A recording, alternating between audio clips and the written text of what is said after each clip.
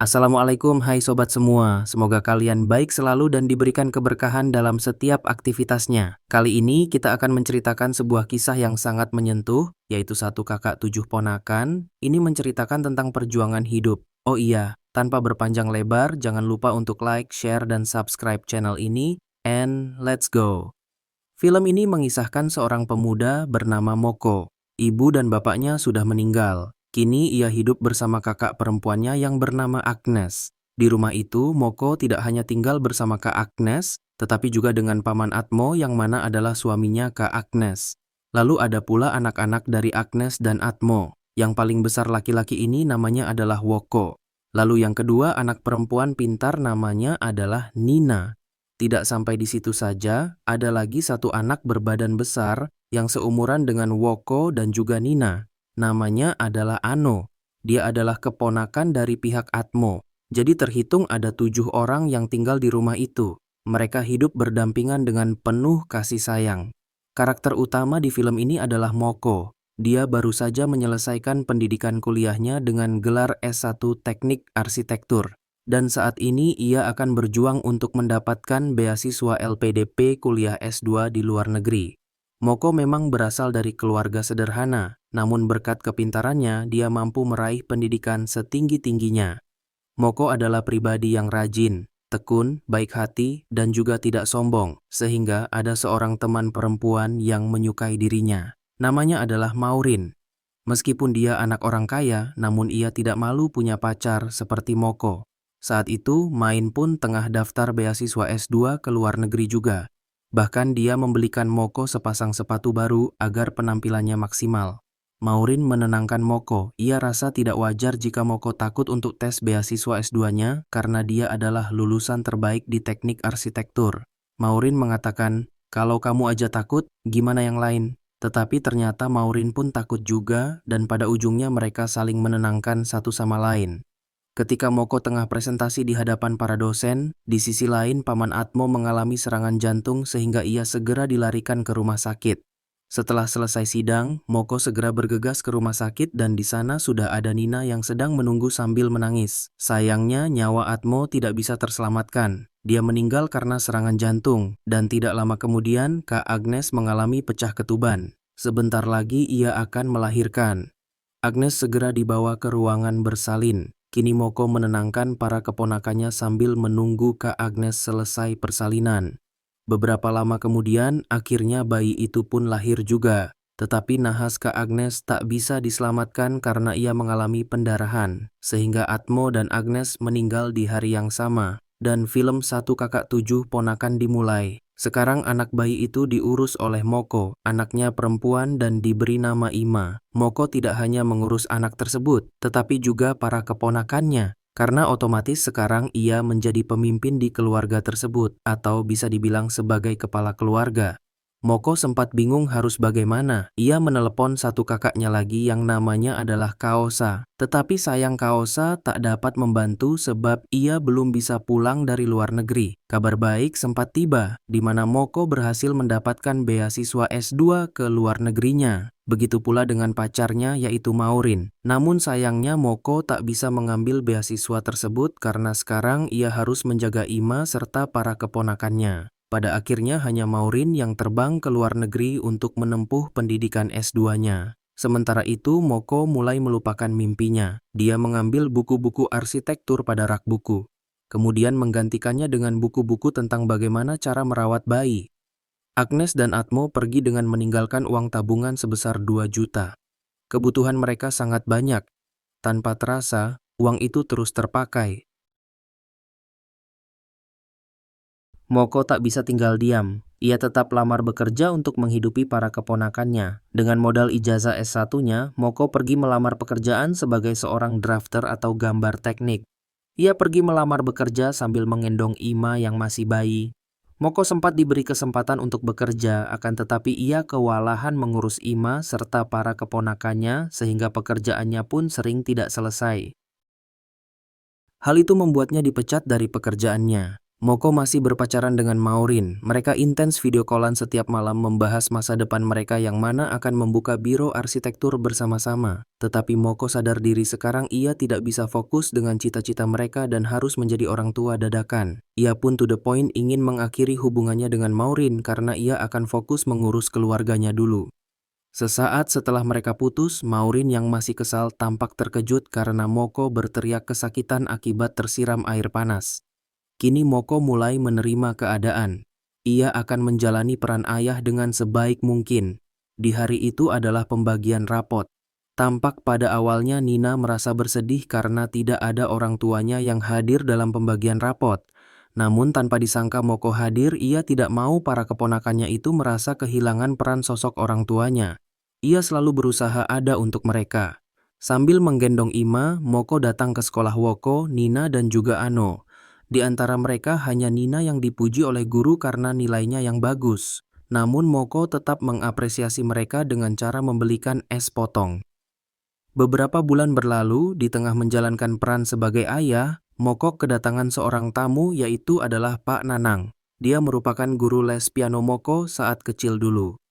Maksud dan tujuan Pak Nanang datang ke sini adalah untuk menitipkan anaknya kepada Moko karena dia akan pergi dulu. Awalnya Moko menolak. Dia saja sudah kewalahan mengurus 4 orang anak. Tetapi ketika Ais, anaknya Pak Nanang mengatakan bahwa dia tidak akan merepotkan Moko. Di saat itulah hati Moko tersentuh, yang mana ada seorang anak yang rela sepenuhnya dititipkan kepada orang lain dan berpisah dengan ayahnya. Akhirnya Moko menerima Ais untuk tinggal di rumah, sehingga tanggungan Moko bertambah satu lagi.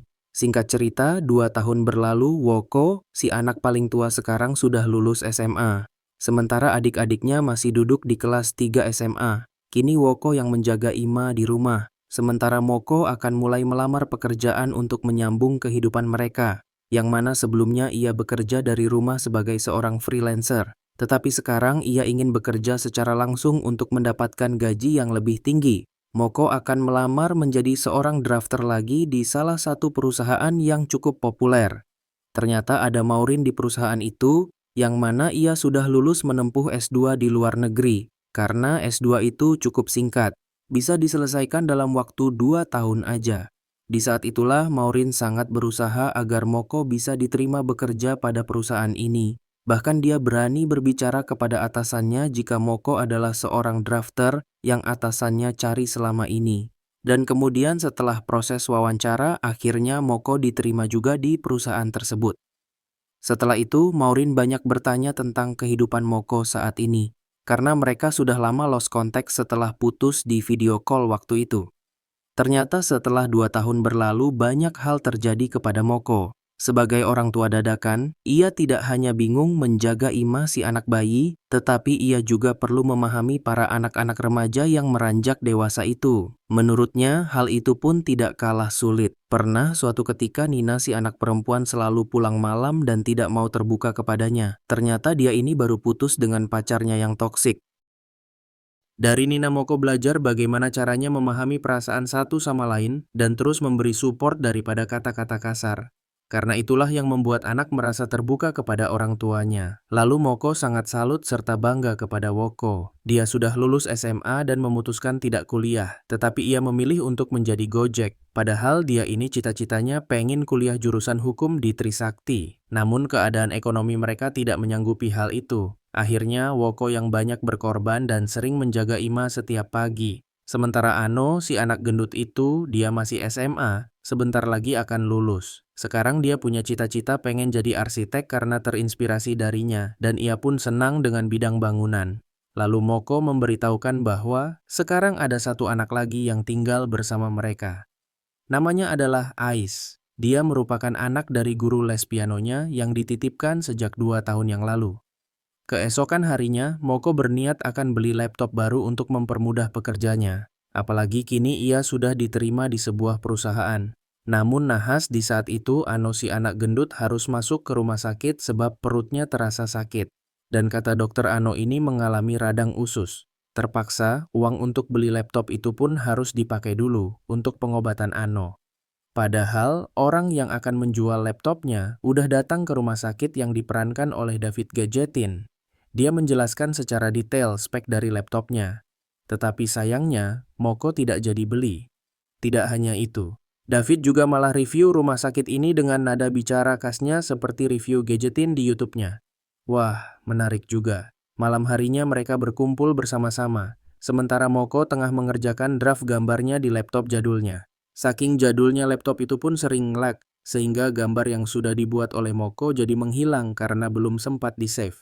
Di tengah-tengah kebingungan itu, Maureen datang layaknya seperti bidadari sambil membawa beberapa bungkus bubur untuk menjenguk Ano yang sedang sakit. Moko kemudian meminjam laptop milik Maureen yang mana adalah MacBook Pro terbaru dan speknya sangatlah gahar membuat Moko untuk bisa menyelesaikan proyek gambarnya dengan mudah dan cepat. Ano sangat bersyukur Maureen datang yang rasanya seperti malaikat penyelamat untuk mereka semua. Ano juga merasa bersalah karena ia sakit. Moko jadi tidak bisa beli laptop dan menyusahkan pekerjaannya. Perkataan itu pun membuat Maureen merasa tersentuh. Moko sangat fokus dengan pekerjaannya. Setelah selesai, dia melihat Maureen serta para keponakannya sudah terlelap tidur. Keesokan paginya, Maureen dan Moko berangkat bekerja bersama. Moko tampak cemas karena hari ini ia akan presentasi hasil gambar buatannya semalam. Sore harinya, Moko pulang ke rumah dengan perasaan bahagia karena ia telah resmi diterima bekerja di perusahaan besar tersebut. Sebab gambar yang ia buat semalam banyak disukai oleh klien. Sebagai perayaannya, Moko sudah membeli sebungkus martabak untuk mereka semua. Di saat itu ternyata tanpa diduga ada Kaosa datang. Dia baru sampai ke Indonesia saat sore tadi bersama suaminya, yaitu Mas Eka. Kaosa minta maaf karena baru bisa pulang hari ini dan mulai sekarang ia akan menetap di Indonesia membantu Moko mengurus para keponakannya. Mas Eka adalah tipe orang yang menyebalkan dan omongannya sangatlah tinggi. Dia meremehkan Moko dengan pekerjaan barunya yang mana bergaji UMR sebulan. Padahal dirinya sendiri adalah seorang pengangguran. Mas Eka memberi nasihat agar Moko fokus saja dengan pekerjaannya, supaya gajinya bisa naik menjadi lebih besar. Moko sempat kesal dengan ucapan Mas Eka, namun ia seketika terhibur karena melihat Ano makan martabak red velvet pakai nasi biar kenyang katanya. Keesokan harinya, Moko mengantar Maureen untuk cuci mobil. Di saat itu Moko merasa aneh apakah ia pantas bekerja hidup untuk dirinya sendiri. Padahal selama ini waktunya dihabiskan untuk para keponakannya. Mendengar itu, Maureen menjadi sedih. Ia pun merasa menyesal. Dulu sempat marah kepada Moko karena ia lebih memprioritaskan para keponakannya, bukan hubungan mereka. Maureen minta maaf atas hal itu. Kemudian Maureen teringat jika ia punya voucher liburan ke Pulau Anyar. Maureen berniat ingin mengajak Moko serta para keponakannya. Hitung-hitung liburan merayakan Moko atas pekerjaan barunya. Keesokan harinya mereka pun pergi ke Pantai Anyar. Para anak-anak sangat senang. Mereka seketika berlari dan berenang di pantai. Mereka sangat berterima kasih kepada Moko dan juga Maureen. Saat itu ada salah satu pelayan bernama Erna. Ia mengantarkan makanan pesanan mereka. Ternyata dia adalah bibinya Ais. Erna mengucapkan terima kasih karena Moko sudah merawat Ais selama ini. Dan jika Ais nakal, maka Moko bisa langsung mengantarkan Ais ke rumahnya saja. Dulu ia pernah menawarkan Kang Nanang untuk menitipkan Ais bersama dirinya. Tetapi Kang Nanang punya pemahaman lain dan lebih memilih Moko untuk menjaga anaknya. Malam harinya ketika anak-anak sudah tidur, Moko dan Maureen mengobrol bersama Kaosa dan juga Mas Eka di Pantai Anyar. Disinilah nanti Moko akan bekerja untuk membangun sebuah cottage untuk kliennya. Tetapi Moko bingung jika ia bekerja di Anyar, lantas nanti siapa yang akan menjaga para anak-anak di rumah? Mas Eka mengatakan tenang saja. Ia menyuruh Moko untuk fokus pada pekerjaannya, sedangkan anak-anak biarkan ia dan Kaosa yang mengurusnya. Mas Eka mengatakan Moko sudah banyak berkorban untuk anak-anak. Ia sudah merelakan 2 tahun dalam hidupnya untuk mengurus para anak-anak. Moko menjawab, jika soal berkorban tidak hanya dirinya, tetapi Woko juga sudah ikut berkorban. Dia rela tidak kuliah untuk adik-adiknya. Namun Mas Eka mengatakan jika Wokoi itu emang enggak niat kuliah, setiap hari kerjaannya main gitar, narik gojek pun semaunya. Lalu Mas Eka membahas kekurangan Ano. Dia kesal kepada anak itu. Porsi makannya sangat besar, sering habisin nasi di dalam rumah. Terus ada juga Ais, anak orang yang dirawat oleh Moko. Padahal ada keluarga kandung yang bisa mengurusnya. Mas Eka mengatakan Moko terlalu baik dan sudah banyak berkorban, dan biasanya orang baik itu sering dipertemukan dengan orang-orang yang tidak tahu diri. Prinsip Mas Eka, orang sungkan itu selalu dipertemukan sama orang nggak tahu diri. Ternyata para anak-anak belum tertidur. Mereka mendengar semua ucapan Mas Eka. Hal itu membuat mereka semua seketika bersedih. Keesokan harinya mereka pulang dalam keadaan senyap karena masih terpikirkan dengan kata-kata menusuk dari Mas Eka. Baru sampai di rumah, Ais pun memutuskan untuk pergi dari rumah tersebut dan lebih memilih untuk tinggal bersama bibinya, sebab ia tidak mau menjadi beban lagi. Beberapa hari kemudian, Moko akan pergi ke Pulau Anyer lagi untuk mulai bekerja di sana. Di saat itu, Ima menangis karena tidak mau ditinggalkan oleh Moko sehingga para kakaknya berusaha untuk membujuk. Akhirnya Moko berangkat lagi ke Anyer dan mulai fokus bekerja. Sementara itu anak-anak dititipkan kepada Kausa dan juga Mas Eka.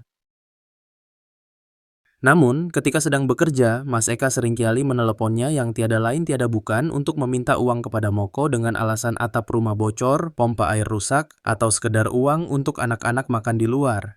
Tetapi Moko selalu memberikan uang karena ia ingin anak-anak di rumah hidupnya aman dan juga nyaman.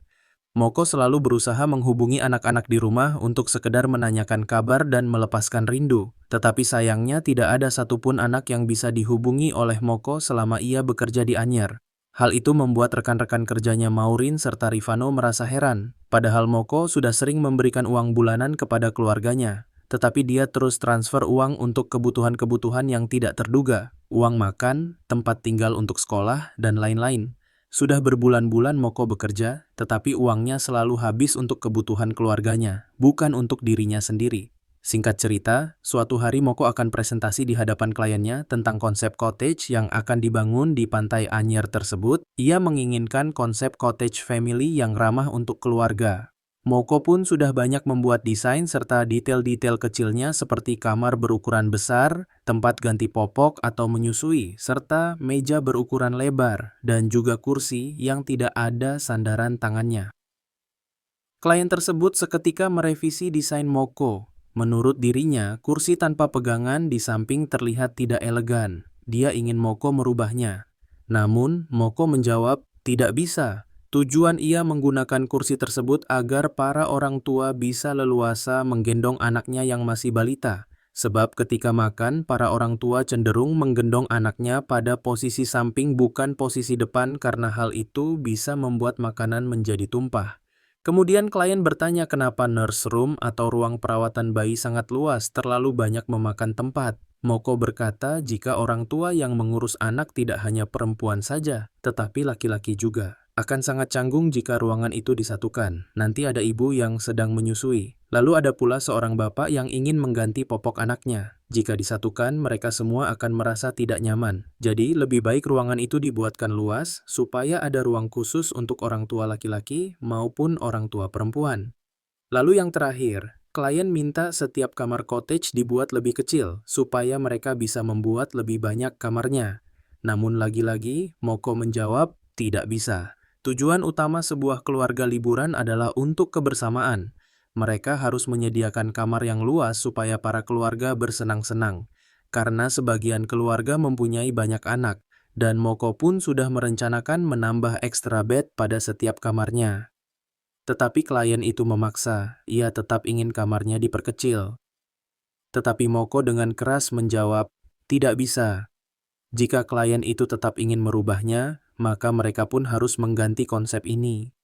Yang mana bukan KTAG keluarga lagi, tetapi KTAG umum. Hal itu membuat klien murka dan menyuruh Moko untuk keluar dari ruangan rapat. Setelah rapat itu, Moko merasa bersalah. Dia minta maaf kepada atasannya karena terlalu emosional. Maureen pun mengetahui kenapa Moko bersikap seperti ini, yang ternyata Moko sudah sangat rindu kepada para keponakannya, yang mana sudah berbulan-bulan tidak ketemu dan juga tidak mengetahui kabar mereka, karena sulit dihubungi. Akhirnya Moko datang ke rumah Berna yang masih dekat dengan Pulau Anyer. Ia ingin bertemu dengan Ais. Ternyata saat ini dia bekerja jualan pop ice. Lalu kemudian Moko bertanya, apakah Ais rindu kepada papanya? Ais menjawab sangat rindu. Tetapi sejak perpisahan di rumah kamu saat itu, ia sadar ia tak akan pernah bertemu lagi dengan bapaknya. Sebab waktu itu bapak dan ibunya Ais baru saja bercerai.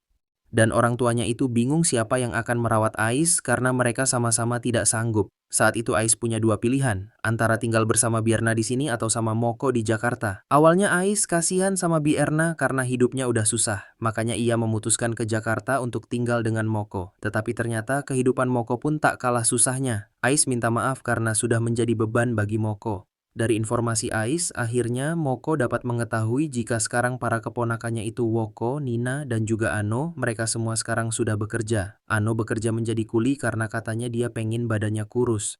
Terus Woko, dia kerja di fotokopian yang ada di dekat kampus. Katanya lumayan bisa sambil ngintip-ngintip tugas dari mahasiswanya. Jadi hitung-hitung ikutan belajar. Sementara Nina dia bekerja di restoran marah-marah yang ada di Jakarta. Tugasnya adalah memarahi orang-orang yang datang ke restoran itu. Mengetahui hal tersebut, tak pakai banyak pikir, Moko segera pergi ke Jakarta. Ia merasa heran setiap bulan tak pernah absen kasih uang bulanan. Akan tetapi mengapa para keponakannya itu masih tetap bekerja?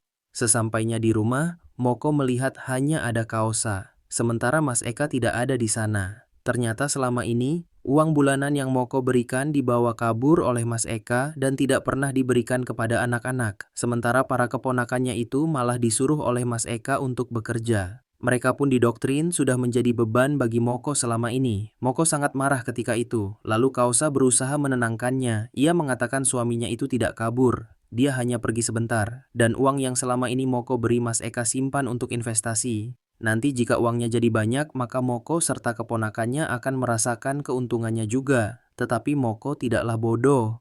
Lalu mengatakan kepada Kausa jika investasi Mas Eka itu adalah investasi bodong dan Kausa sudah dibohongi oleh suaminya sendiri. Tetapi Kausa malah marah karena Moko menganggap suaminya itu adalah penipu. Moko segera pergi menemui para keponakannya di tempat kerja mereka masing-masing. Awalnya dia pun mendatangi Ano yang sedang menjadi kuli bangunan. Lalu dia pun mendatangi Woko yang bekerja di fotokopian.